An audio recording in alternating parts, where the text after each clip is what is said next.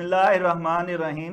नाजरीन अस्सलाम वालेकुम। Program QD with Shah Nadeem Ahmad के साथ आपका मेज़बान हाज़िर खिदमत है। नाजरीन, इस मुल्क के मुक़्तदिर हल्के इस निज़ाम को या इस सियासी बंदोबस्त को अगले 2 से 3 बरस तक चलाना चाहते हैं, जो कि बानी PTI इमरान खान को किसी भी सूरत में काबिल कबूल नहीं है।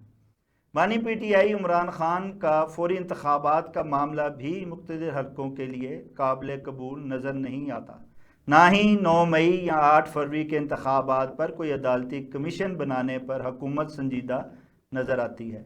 इसलिए हर जानब डेड लॉक की सूरत हाल है और इस डेड लॉक में खतूत की सियासत एक नई महाजराई और टकराव का ही माहौल पैदा करेगी। लेकिन सवाल ये है कि क्या इस तरह से PTI कोई बड़ी मज़ाहमत पैदा कर सकेगी और क्या वो दीगर सियासी जमातों के साथ मिलकर एक ग्रैंड अलायंस की सूरत में कोई बड़ा सियासी मार्का मार सकेगी। इस पर गुफ्तगू करने के लिए हमें हॉलैंड से वीडियो लिंक पर ज्वाइन कर रहे हैं मारूफ सीनियर सहाफ़ी, कॉलम निगार, तजिया कार और शायर व अदीब असद मुफ्ती साहब। हम इनके इंतहाई मशकूर हैं कि प्रोग्राम में तशरीफ़ लाए हैं। असद मुफ्ती साहब, हुकूमत मान रही है, ना ही अपोजिशन पीछे हट रही है, जबकि मुक़्तदरा तमाशा देख रही है, तो फिर कैसे आगे बढ़ने का कोई रास्ता निकलेगा? सबसे पहले जी वही मैं शुक्रिया अदा कर रहा हूँ जी। लेकिन ये जो आपने सवाल किया है, इस सवाल के हवाले से मुझे पाकिस्तान की सियासत पर अमरीकी सियासत का साया नजर आ रहा है, उसकी परछाई नजर आ रही है। वहां जो होगा वो पाकिस्तान में भी होगा। अब उसी का हवाला एक अभी है कि हमारे कमांडर इन चीफ लंदन पहुंचे हुए हैं जी। उसी के हवाले से मैं ये बात कर रहा हूं कि उसने ट्रंप ने कहा है कि हम इंडिया पाकिस्तान को बहुत जल्दी दोस्ती के लिए कहेंगे।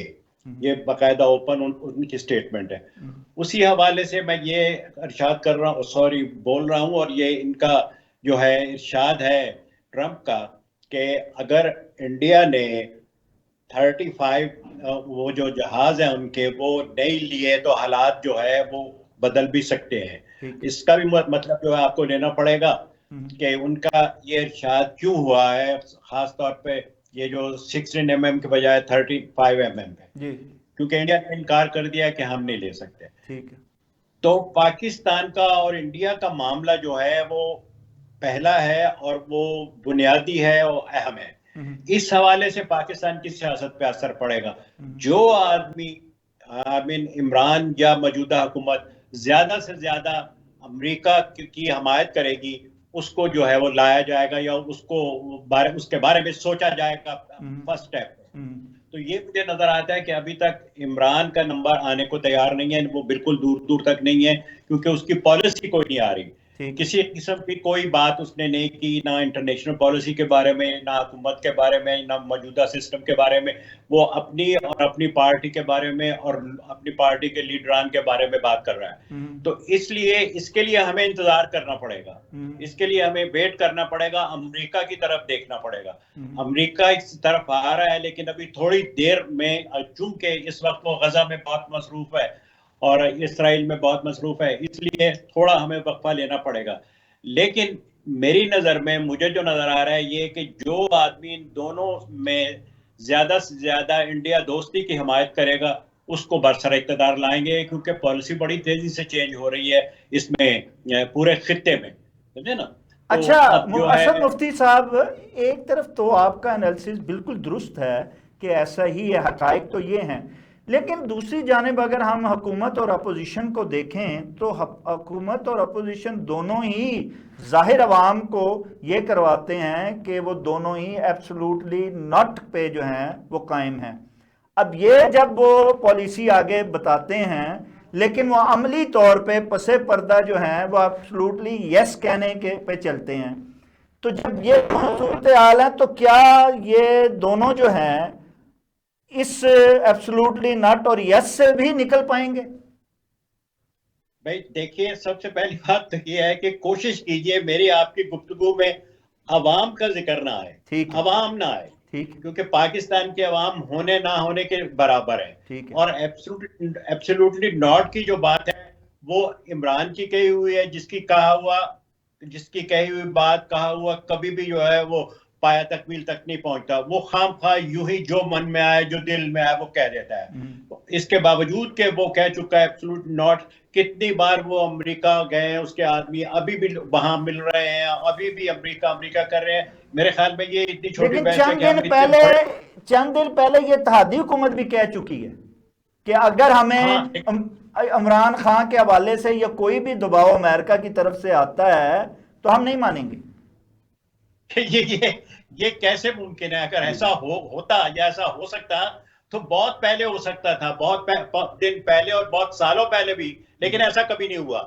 जो भी बात बताई जाती है हमने एटम तजर्बे नहीं किया, अमेरिका ने हमें ये किया वो किया, ये सब जो है बातें बैठ के करने वाली है बंद कमरों में। ऐसे इसमें मेरे ख्याल में हम आवाम तक फिर वही जाना चाहें तो मेरे ख्याल में बात नहीं बनेगी। एब्सोल्युटली वाली बात जो है वो आप समझे कि बात बराए बात की गई है, उसका कोई मतलब फायदा नहीं है और कोई उसका नुकसान नहीं है। हम भी यही चाहते हैं असद मुफ्ती साहब कि अवाम जो है वो ख्याली दुनिया से, ख्वाबों से बाहर निकले और वो हकीकत को मद्देनजर रखे। और अगर इस हकीकत को मद्देनजर रखें तो इस मुल्क में हुकूमत जब इलेक्शन चोरी करके बनेगी तो मुल्क चलेगा, ना ही मईशत चलेगी। क्या आज सियासत मुफाद परस्ती और एक दूसरे को जेलों में डालने के लिए ही नहीं हो रही है इस मुल्क में? देखिए, जेलों में डालना निकालना ये तो हर दौर में चलता रहा है और चलता रहेगा भी। अभी यानी ये जब इमरान था तो क्या हाल था, अभी क्या हाल है, सब नजर आ रहा है। लेकिन मुल्क का चलना जो है मेरी अपने नजर में यूं है कि जब तक हमारा मुल्क ज़रई है, ज़रई चीजें हमें मिल रही हैं, ज़रई काश्त कर रहे हैं, हमारे पास ज़राअत है, उस वक्त तक मेरा ख्याल है मुल्क जो है थोड़ा बहुत चलता रहेगा। खास तौर पे पूरे मुल्क के को डिस्ट्रॉय करने के लिए बहुत सी चीजें और बहुत सा वक्त और बहुत सी अहम बातें होनी चाहिए और होनी होंगी तभी होगा। एक तो उसमें हमारे पास एटम बम है, इसलिए हमें जो है वो आसानी से नहीं हराया जा सकता। और अब जो है हमारे पास जो एक और हथियार आ गया है जिसे हम खारजी कहते हैं, इसको हम जितना बढ़ाते जाएंगे शायद डॉलर का मुंह उतना खुलता जाए। अब तो चूंकि उन्होंने इसको नाम भी दे दिया है खारजी, तो मेरे ख्याल में इस पे उनकी नजरें हैं, इसको एक्सप्लॉइट वो करना चाहेंगे ज्यादा से ज्यादा। लेकिन मतलब बात फिर वही आ जाती है कि अमेरिका एक नया एजेंडा लेके आया है, उस एजेंडे में पाकिस्तान जहां फिट होता है वो बहुत मामूली सी जगह है और उसमें जो इम्पोर्टेंट चीज है वो हमारा बम है। ये बिल्कुल बात है। शायद वो इस तरफ बाकायदा नजरें भी लगा ले ट्रंप जो है, तो शायद उस पर कुछ असर पड़े, लेकिन उससे पहले हमें छू कोई नहीं सकता। लेकिन दोस्ती के लिए वो आपको मजबूर कर सकते हैं, क्योंकि आपकी इमदाद जो है वो बंद हो सकती है। जैसे उसने बाकायदा ओपन कह दिया है, मिस्र की है, जॉर्डन की, ये इजिप्ट वगैरह की जो है इमदाद हम 1.5 बिलियन की बंद कर सकते हैं। ऐसे ही वो पाकिस्तान के बारे में उसने थोड़ी सी बात की थी कि साहब हमें 7 बिलियन का जो हम असला छोड़ गए हैं वो हमें वापस चाहिए। वो असला दरअसल अफगानिस्तान के पास नहीं है, वो असला जहां पहुंचना था वो पहुंच चुका है। वो उसने कहा था एक्चुअली पाकिस्तान के लिए थ्रेट है कि हमें वापस करो या हम वापस ले सकते हैं, जिस पे पाकिस्तान पसीज गया कि हम ये कर देंगे, अब ये हो जाएगा, हम आपके लिए ये कर देंगे। और वही हवाला ये है कि अभी वो पाकिस्तान की तरफ नहीं देख रहा। और उसमें मैं जो बार बार अर्ज कर रहा हूं, इनको इंडिया से किसी न किसी स्टेज पे जाके सुलह करनी पड़ेगी, किसी भी हवाले से, किसी भी तरह। अब एक मैच आ रहा है, अब देखते हैं इसमें क्या होगा। इसमें भी बहुत सी बातें निकलेंगी कि साहब वो फिक्स हो गया था, साहब उसने ये कर लिया था। मतलब अवाम को ये सोचना चाहिए, सियासत को छोड़ दे, अभी वो क्रिकेट खेल रहे हैं, क्रिकेट पे जाए। उनको ये सोचना चाहिए कि इतनी जल्दी में स्टेडियम बना लिए गए, तो जो है टीम क्यों नहीं बनाई पाकिस्तान ने, इस पे भी गौर करना चाहिए। ये जो बातें हैं सियासत की, इसको मेरा ख्याल है सियासतदानों पे और एनालिसिस करने वालों पे और इंटेलेक्चुअल पे छोड़ देना चाहिए, क्योंकि आवाम की नजरों में ये बात जो है वो नहीं आने वाली कि क्या हो रहा है और क्या होने जा रहा है। तो इसलिए अच्छा, हुकूमत अपोजिशन अवाम की बात करे ना करे, लेकिन आप और हम जो हैं, हम अवाम की बात करना जो है वो नहीं छोड़ेंगे।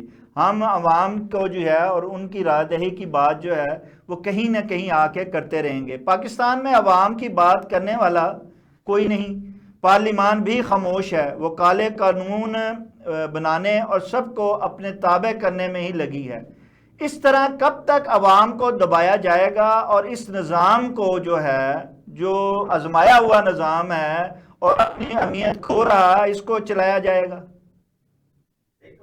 ना कि निजाम जो है वो तो चल रहा है, यानी अवाम जो है जलसों में भी जाती है, उनके नारे भी लगाती है, सोशल मीडिया पे भी वो बिजी है। सर उसी तरह ही चल रहा है ना, जैसे लंगड़ी लूली और अपाहज जमहूरियत चल रही है, इसी तरह ही निजाम चल रहा है। तो हजूर ये बात तो आप 1940 की बात कर रहे हैं, उसको कहा गया था कि जो लंगड़ा लूला मुल्क ले रहे हैं या ना लें, कुछ इंतजार कर लें, अपना हिस्सा लें। उन्होंने कहा कि नहीं था, मुझे अगर माचिस की डिब्बिया के बराबर भी मिलेगा पाकिस्तान तो मैं ले लूंगा। ये आपका वो है, मैं समझता हूँ साइकोलॉजी आपकी, आपका एक वो शुरू से रहा है कि जितना मिल जाए, जैसा मिल जाए वो ले लो, उस पे अपनी हुकूमत कायम करके लोगों को डराओ धमकाओ, ये वो है, वजह है। इसलिए अवाम जो है जब तक उनमें सख्त है खरीदने की, खाने पीने की, वो करते रहेंगे। जैसा मैंने पिछली बार भी अर्ज किया था कि अगर कोई ये सोच रहा है कि अवाम इनकलाब लाएंगे तो ये उसकी भूल है। पाकिस्तान के अवाम वो नहीं है जो इनकलाब लाएं या लाने के बारे में सोचें। और दूसरा, जो अवाम उसके लिए इनकलाब के लिए सर्कमस्टांसेस होता है, अंदरूनी और बैरूनी हालात जो होते हैं, वो पाकिस्तान के लिए बिल्कुल गैर मुनासिब है और अभी है भी नहीं, क्योंकि पाकिस्तान में इतने फिरके हैं मजहब के हवाले से कि कोई भी फिरका ये नहीं चाहेगा कि दूसरे आदमी जो है आके इनकलाब की क़यादत कर ले। तो इसलिए ये सब बातें अवाम पे मैं नहीं छोड़ने को, तो यार मैं अवाम को बताने के लिए तैयार हूं कि साहब यूं नहीं यूं है।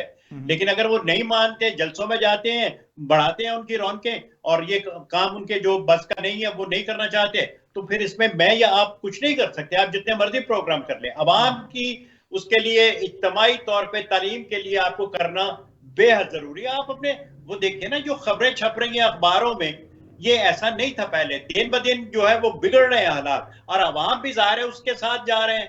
जैसे कि मैंने अर्ज किया है कि हमारी आपकी उसमें आप करते तो रहे अवाम की, लेकिन कुछ अवाम कहीं जो है वो सजते नहीं है, कहीं जो है फिट नहीं हो रहे। इसलिए मेरे ख्याल में अवाम जो है अवाम पे छोड़ दें अवाम को। अच्छा, क्या मुफ्ती साहब इस मुल्क व कौम के लिए सबसे ही बात करना होगी और एक दूसरे को कबूल करते हुए कोई जो है राह निकालना होगी, आप समझते हैं? डेफिनेट होगी कि ये तो बहुत देर हो गई ना। आपने अभी तक ये तय नहीं किया, पाकिस्तान की मैं बात कर रहा हूँ, कितने हुकूमतें आ चुके हैं और 15 कमांडर इन चीफ आ चुके हैं, और फौज दिन ब दिन बढ़ रही है, अच्छी बात है। लेकिन सवाल ये है कि आप ये तय नहीं कर सके कि आपका निजाम हुकूमत क्या होगा, जमहूरी होगा, पार्लियामेंट्री होगा, सदारती होगा, इस्लामी होगा, ये आज तक आप तय नहीं कर सके। तो बाकी आप क्या करें? आप ये तय नहीं कर सके आज के दौर में, जिससे 20,025 कहते हैं कि सेकुलरिज्म नाम का परिंदा भी दुनिया में है, जो कि हर मुल्क में पाया जाता है, स्वाय 2-4 मुसलमान मुल्कों के। तो अगर आप ये बातें नहीं तय कर सके, अवाम को ये बातें नजर नहीं आती, तो मैं आप कैसे घोट के उन्हें पिला देंगे? ये सब बातें सोचने वाली हैं, बुनियादी है। मैं आपको बार बार कर रहा हूँ, महंगाई जो है ये बुनियादी चीज नहीं है। वो तो ये है ना कि आपने खाया पिया और हजम, ये कैसे आपको मतवातर मिलता रहे। यानी 75 सालों में आपने एक गिलास पानी नहीं दिया शफाफ, तो आप बात कर रहे हैं कि साहब अवाम को पानी नहीं मिल रहा खालस पीने के लिए, और वो फिर भी खुश है, चुप है। अभी पिछले दिनों था कि ये जो कंपनी है बनाने वाली, पानी बनाने वाली और मुख्तलिफ चीजें, इन्होंने कितने टन, हजारों टन पानी जो है नजायज तौर पे निकाल लिया है और उसके बाद वो बेचा है। नहीं, देखें मुफ्ती साहब, अवाम क्या करे? अवाम को तो हर तरफ से मारा जा रहा है, पीटा जा रहा है, दबाया जा रहा है, दीवार से लगाया जा रहा है, अवाम के वोट को ही नहीं माना जा रहा। यहाँ तो जो मुक्तदा की नज़र में जो है वो समझते हैं कि ये हमारे ताबे हैं और हाँ में हाँ मिलाएंगे, उनको लाया जा रहा है, और जो उनके सामने खड़ा होता है या इनकार करता है उसको जो है वो सियासत से निकाला जा रहा है। तो इस सूरत में जो है अवाम जो है वो बेचारे तो ना इधर के ना उधर के, अवाम तो पिट पिट के जो हैं वो जमीन के अंदर धंस गए हैं। भाई सवाल ये है कि कुछ पाने के लिए कुछ खोना तो पड़ता है ना। ठीक है, ऐसे तो नहीं है कि आपको बैठे बिठाए हर चीज मिल जाएगी। जिन कौमों ने तरक्की की है, उन लोगों ने, जो उनके स्कॉलर थे, दानश्वर थे, उनके चमड़े की किताबें जिल्दें बना ली हुई हैं जिन्होंने कुर्बानियां दी हुई हैं, समझे ना। तो आपके यहाँ कोई कुर्बानी नाम की कोई चीज भी तो उनको शायद कुर्बानी नहीं, आप समझते हैं कि गजा की तरह यहाँ भी कुर्बानियां दी जाएं, वहां जो है उन्हें आजादी नहीं मिली, तो यहाँ कहाँ जो है वो अवाम की हुक्मरानी कायम हो पाएगी? हाँ, तो ये देखे ना, आप खुद देख लीजिए कितना फर्क है इसराइल में और गजा वालों में। लेकिन गजा वालों ने फिर भी शरारत कर दी। ऐसे ही इसके इर्द गिर्द जो पाकिस्तान के इर्द गिर्द मुल्क हैं वो बड़ी तेजी से तरक्की कर रहे हैं, बड़ी तेजी से ऊपर जा रहे हैं। और आप जो है वो जैसा है, आपको भी पता है मुझे, अगर इन्होंने कोई शरारत की तो उसका बदला तो मिलेगा, उसका तो होगा। वो जैसे वली खां कहते थे एक जमाने में कि अगर आप अफगानिस्तान में भेजेंगे टेररिस्ट, अफगानिस्तान में ये भेजेंगे तो आपको वहां से फूल नहीं आएंगे। ऐसे ही जो है इंडिया से, ऐसे ही अब जो है ईरान की बंदरगाह शुरू हो गई है, बंदर अब्बास। वहां जो है चाइनीज के 2 जहाज आ गए हैं जिसमें 1000 टन और फिर दूसरे में 1000 टन जो है वो है उनके लिए मादा जो उन्होंने भेजा है बनाने के लिए मटेरियल। तो वो बहुत बड़ा असर डालेगा इस खित्ते पे। वो 2 जहाज पहुंच चुके हैं चाइना के उस पे बंदर अब्बास में। अच्छा, बंदर अब्बास चल पड़ी, कामयाब भी हो रही है, तो हमारी जो ग्वादर है उसको क्या मुसीबत पड़ गई है? वो तो इससे पहले की बन रही है और वहां उसका बड़ा शोरगुल रहा है, इसके बावजूद आज तक वो वहीं की वहीं है। नहीं सुनिए ना, ग्वादर भी बहुत तेजी से तरक्की कर रही है। पिछले हफ्ते वहां जो है पाकिस्तान का सबसे बड़ा बुचर खाना गधों के जुबा करने का खुला है, पाकिस्तान में सबसे बड़ा। तो अब पाकिस्तान को गधों की सप्लाई की जाएगी, गोश्त की। और मुझे आज तक समझ में नहीं आया, ये चीन को जो खाले गधों की भेजते हैं, कभी 10,000 कभी 20,000, वो गधे कहाँ जाते हैं?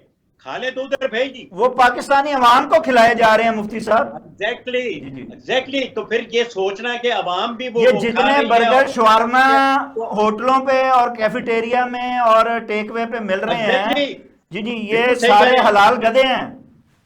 बिल्कुल सही कह रहे हैं। और अभी मैंने लगाई है तस्वीर जो है एक वहां, और इसी वजह से हमारे अवाम हैं। एग्जैक्टली। तो बस इसी वजह से मैं भी जो है उनको गधों में शुमार करता हूं। अच्छा, एक तरफ तो जो है पाकिस्तानी जो अवाम है उस पे दबाव है, उसे दबाया जा रहा है, उससे ही कुर्बानी मांगी जा रही है, उसे के ही गले पे छुरी चलाई है। दूसरी तरफ जहां भी जो इस्लामिक कम्युनिटी है उसके लिए भी मुस्तकबिल जो है वो तारीख होता जा रहा है। 11 के बाद जो था, अमेरिका ने जिस तरह सख्ती की उम्मत मुस्लिमा पर, इस्लामी जो इतने भी मुमालिक हैं उनकी कौमों पर, अब गजा के बाद आमतौर पे समझा तो ये जा रहा था कि जैसे यूरोप सारे ने, अमेरिका ने मिलकर उसके खिलाफ एहतजाज किया और उन्होंने फ़लस्तीनियों के साथ जो है वो हमदर्दी का इजहार किया, लेकिन दूसरी जानब जो है इस्लामी फोबिया के वाक़यात बढ़ते जा रहे हैं। बरतानिया में, आपके हॉलैंड में, बरतानिया में गुज़िश्ता साल की निस्बत इस दफ़ा डबल जो हैं वो ऐसे वाक़यात हुए हैं।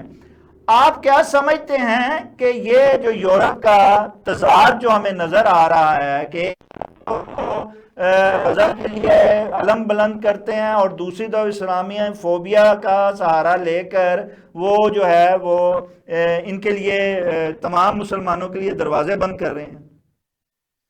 देखिए, आपने खुद ही बहुत से लफ्ज इस्तेमाल किए हैं जो ये नहीं करते, आपने खुद ही इजाद किए हैं। मसलन इस्लामी फोबिया। अगर आप अपने बम को इस्लामी बम कहेंगे तो मैं इस्लामी फोबिया क्यों नहीं कहूंगा? ठीक है, आप खुद अपनी अदाओं पे गौर करें कि आपने क्या क्या लफ्ज इजाद किए हुए अपने लिए। बात ये है, आपने बात शुरू की थी 9/11। अभी तक मुसलमान ये तय नहीं कर सके कि ये साजिश थी या वाकई हकीकत थी। ये आदमी वो थे जिन्होंने ट्रेनिंग ली थी और पाकिस्तान में ट्रेनिंग ली थी, और अफगानिस्तान के लोग थे, और उसमें मिस्र के लोग थे और अरब के लोग थे, या ये अमेरिका की साजिश है।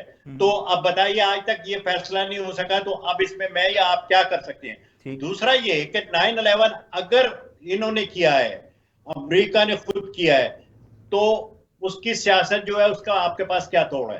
ठीक। उसका सियासत उसकी यही है ना कि उसने मुसलमानों को ट्रैप करना था, यही कहते हैं कि उसने ट्रैप करना था, तो इसलिए वो करके और उसने ट्रैप कर लिया। वो बंदा हजूर, दुनिया में दो ताकतें थी, रूस और अमेरिका, ठीक है, आपने रूस को खत्म करवा दिया अमेरिका के साथ मिलके, ठीक, आपने खुद अपना दुश्मन एक क्रिएट किया है। अब रोना किस बात का? पहले अगर अमेरिका कुछ भी काम करता था तो रूस से पूछ के करता था कि मैं ये काम कर रहा हूं मुसलमानों की हिमायत में या मुसलमानों के खिलाफ, तो रूस इजाजत देता था, वहां करता था, वो बात आगे बढ़ती थी। अब तो वो अकेला मालिक है, अब वो थानेदार है दुनिया का। जैसे मैंने पिछली बार कहा था, अमेरिका सबका हमसाया है, तो ये आपने अपने पांव पे खुद कुल्हाड़ी मारी है। इसके असरात जो आप बता रहे हैं कि बहुत बढ़ गया, मैं आपको और वाकयात भी बता सकता हूँ। हॉलैंड जो है ये दुनिया में सबसे ज्यादा टॉलरेंस थे इसमें, ठीक, इस दुनिया का माना वो मुल्क था, ये बीबीसी की रिपोर्ट के मुताबिक। 9/11 के बाद हालात बिल्कुल उलट हो रहे हैं। एक औरत ने पिछले दिनों खत लिखा अखबार में, बूढ़ी औरत ने, 65 से ऊपर वाले को बूढ़ी कहते हैं, उसने खत लिखा है कि आप इन गैर मुल्कियों को निकालिए और उनकी जगह पे जो काम है, जो थर्ड क्लास काम है, आप लोग नहीं करते, वो लोग करते हैं, गंदगी का उठाने का, ये वो मैं आपको 2 घंटे 3 घंटे करती हूँ, कोई तनख्वाह नहीं लूंगी, लेकिन आप इनको निकालिए। ये टॉलरेंस खत्म हो रही है, बड़ी तेजी से खत्म हो रही है। वो एक मराकन लड़का, उसने एक जो है फिल्म मेकर, मेरा बहुत अच्छा दोस्त था, उसको सरेराह सड़क पे गिरा के उसका सीने में खंजर घोंप के मार दिया। उसको मिलने गए हम 7-8 जर्नलिस्ट, गवर्नमेंट ने अरेंज किया कि आप जाइए, बात करना चाहते हैं तो करें। हम मिले, उससे मैंने पूछा ये तुमने क्या किया और ये मुसलमानों पे कितना असर पड़ेगा? तो वो कहने लगा कि ये क्या बात हुई मिस्टर मुफ्ती, मुझे अगर फिर इजाजत मिली, फिर मुझे मौका मिला और उसने फिर ऐसी कोई बात की, मैं फिर मारूंगा। अब बताइए ये लोग कैसे बर्दाश्त करेंगे? चलिए हम चलते हैं, वहां लंदन चलते हैं। वहां अंजुम नाम का एक आदमी है, जो वो उसका इस्लामिक मूवमेंट का किसी का है सरबराह, वो ये बात लिख के अपनी तकरीर में कहता है कि हम यहाँ मुसलमान रहने के लिए नहीं आए, हम यहाँ आए इसलिए कि आपसे मुराद असाइयों को जीना सिखाएं, रहना सिखाएं कि किस तरह रहते हैं। हम यहाँ कोई वो नहीं है कि महाजर हैं या रहने के लिए आए, हम आपको सिखाने के लिए आए। अब ये बताइए कि कोई कितना भी गिरा पड़ा असाई हो, क्या वो इस जुमले को बर्दाश्त कर ले कि पाकिस्तान से एक आदमी उठ के आते लंदन में कहता है कि हम आपको जीना सिखाने के लिए आए? तो ये सब क्या है? ये आप किसे बताना चाहते हैं? और हमारी गवर्नमेंट जो है वो, उसका तो खैर अल्लाह ही वारिस है। और फिर जैसा कि अक्सर अब तो ये आम बन गई है, जो सूफी साहब उसने क्या कही थी बात, वो क्या है, हमारे राइटर थे, उन्होंने कि भी मुसलमान तो हम भी हैं, लेकिन ये जो है पाकिस्तानी, ये तो कमाल मुसलमान है, ये तो बावले हो गए हैं इस्लाम में। तो ये हम लोग तो वाकई बावले हो चुके हैं। नहीं, सब बातें आप बार बार पाकिस्तानी जिनको आप अवाम कहते हैं उनको बताइए। सियासतदानों ने कुछ नहीं करना, अवाम आगे खड़े होंगे तो सियासतदान रुकेंगे, अदरवाइज उनका तो चल रहा है दाना पानी। उनके लिए क्या, किसी ने बसें बना दी, किसी ने सड़कें बना दी, कोई इलेक्ट्रिक बना रहा है, कोई लाहौर को बचा रहा है, कोई कराची को जो नहीं। इस सूरत हाल में पाकिस्तानी अवाम तो का तो मुस्तबिल तारीख है, लेकिन ये जो बाहर कम्युनिटी है पाकिस्तानी, इन सूरत हाल में इस्लामी फोबिया की बढ़ती हुई इस तशद्दुद में आप क्या समझते हैं कि उनका मुस्तकबिल भी जो है वो तारीख होता नहीं जा रहा? आवाज नहीं आ रही जी। मैंने कहा कि हमारा जो है पाकिस्तानी का मुस्तकबिल वो जो है वो तारीख होता जा रहा है। और हेलो आवाज, जी सुनील साहब, आवाज क्यों नहीं जा रही है? हेलो, अब आइए जी। अब आइए। पाकिस्तानी का मुस्तकबिल जो है वो यहाँ तो जो था वो तारीख है हमारे आजमाए हुक्मरानों की वजह से, यहाँ सारी ही अहले सियासत जो है उनकी वजह से। लेकिन अपने ममालिक हैं, वहाँ जो पाकिस्तानी कम्युनिटी या जो मुसलमान कम्युनिटी है, उनका भी इन तशद्दुद के वाक़यात को देखते हुए मुस्तकबिल तारीख होता नजर आ रहा है। आप क्या समझते हैं कि वाकई इसमें हकीकत है? बहुत हकीकत है, खास तौर पे पाकिस्तानी, बहुत ज्यादा हकीकत यूं है कि पाकिस्तानी वहां से आते हैं तो फिर भी वो पाकिस्तानी रहते हैं। ठीक। मुझे आप टेप रिकॉर्डर दे दीजिए, जी जी। हाइड किया हुआ, मैं उनके इंटरव्यू ले दूंगा, उसमें आप 90% पाकिस्तान असामा बिन लादेन है। ठीक। खुद मैं उनसे बकवा दूंगा अपने मुंह से कि हम हैं, ठीक। और वो ठीक करता था। ठीक। 90% जो है। तो ये सब बातें शौरी तौर पे, लाशौरी तौर पे इस सोसाइटी में वो बाहर निकलती हैं, उनके हाथों से, उनके दिमाग से, उनके अमल से। तो उसका असर सोसाइटी पर पड़ता है। दूसरा, यहाँ तफरी का कोई जो है वो नहीं है उनके लिए। इंग्लैंड या जहां ज्यादा पाकिस्तानी है वहां तो थोड़ा बहुत निकल आता है, बाकी यूरोप के तमाम मुल्कों में वो मर्ज ही नहीं हो सके, उनके कल्चर से रिलेट ही नहीं हो सके, उनको उनकी तफरी और उनका सेंस ऑफ ह्यूमर ही पसंद नहीं है, उनको उनका चलन ही, उनका टीवी पसंद, कुछ भी पसंद नहीं। अब मैं फिर वाकयात पे आ जाता हूँ। वो मेरी बेटी सवेरा, वो जब स्कूल जाती थी तो वो कई लड़कियां उसे कहती थी कि ये आप, जो पाकिस्तान की थी बकौल, तो वो कहती थी कि ये आप लोग क्या है, आपके टीवी जो है वो ऐसे नंगी तस्वीरें और नंगी फिल्में और ये है, हॉलैंड के बारे में वो बनती है, तो ये क्या है, ये तो बेहयाई। सवेरा ने कहा कि हमारे यहाँ 18 जो है तालीमी चैनल है, आप वो क्यों नहीं देखते, ये ही क्यों देखते हैं? जी हाँ। तो इसका पाकिस्तानी लड़कियों के पास भी कोई जवाब नहीं था। तो मुराद ये है कि कुछ की मजबूरियां हैं जो इस सोसाइटी में रह रहे हैं, कुछ की मजबूरियां हैं जो इस सोसाइटी में रह के उनके साथ हेलो हेलो कर रहे हैं। ये सब मिल मिला के हर एक का आप एनालिसिस करें और सर्वे करें तो आपको बात बिल्कुल क्लियर होती जाएगी। जैसे आपने इंग्लैंड की बात की, अब वो चाकुओं पे पाबंदी लगा रही है गवर्नमेंट। सही। इंग्लैंड की हुकूमत चाकुओं पे, क्योंकि ज्यादा जो वारदातें हो रही हैं वो गोलियों के बजाय चाकुओं से हो रही हैं। तो अब देखिए ना ये कहाँ जाए, ये मतलब मुझे ये कोई बात आदमी बताए इसका हल क्या है। कि ये यूरोप जो है आप उसकी हर चीज इस्तेमाल करते हैं, आप अभी तक नेल कटर नहीं बना सके, और फिर भी आप उनके खिलाफ हैं, उनको गालियां देते हैं, उनके खिलाफ, उनकी सोसाइटी के खिलाफ। ये क्या मुसीबत, उनकी जमहूरियत के खिलाफ।